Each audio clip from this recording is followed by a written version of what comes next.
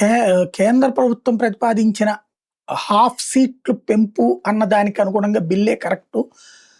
దక్షిణాది రాష్ట్రాలు కూడా ఇప్పుడు మొత్తం దేశవ్యాప్తంగా పరిస్థితి మారింది కాబట్టి ఆ బిల్లు ఆమోదం పొందుతుందని చంద్రబాబు మెన్షన్ చేస్తే, శశి థరూర్ ఒక పాయింట్ రైజ్ చేసుకొచ్చారు. బాబు గారిని డైరెక్ట్‌గా టార్గెట్ చేస్తూ.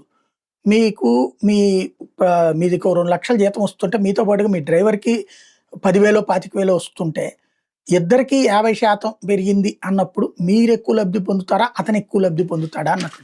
ఇదే నిజమైతే అంటే దీన్ని సమర్థిస్తూ కాంగ్రెస్, వైసీపీ అందరూ ప్రొజెక్ట్ చేస్తున్నారు. మరేం చేద్దాం? మామూలుగా ప్రాతిపదికనైతే గనక ఇప్పుడు దక్షిణాదికి సీట్లు ఎలా ఇస్తారు? ఉత్తరాదిలో ఉత్తరప్రదేశ్‌లో 80-120 అయినియి.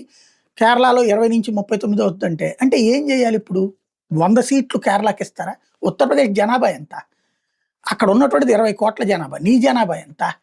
లెక్క ప్రకారం ఇక్కడ నీకు అదే జనాభా లెక్కల ప్రాతిపదికనైతే నీకు ఉన్న సీట్లే తగ్గిపోతాయి దక్షిణాది రాష్ట్రాలకి. అందుకే బాబు గారికి నిజం తెలుసు కాబట్టినే ఆయన బాధ్యతగా మాట్లాడుతున్నాడు. ఏదో ఆ పోటీల పేరు చెప్పి ఉత్తరప్రదేశ్‌కి 120 వచ్చినాయి కాబట్టి లేదా వాళ్ళకి 80 ఉంచి మాకు మాత్రం 50 చేయాలంటే వెర్రితనం అవుదా?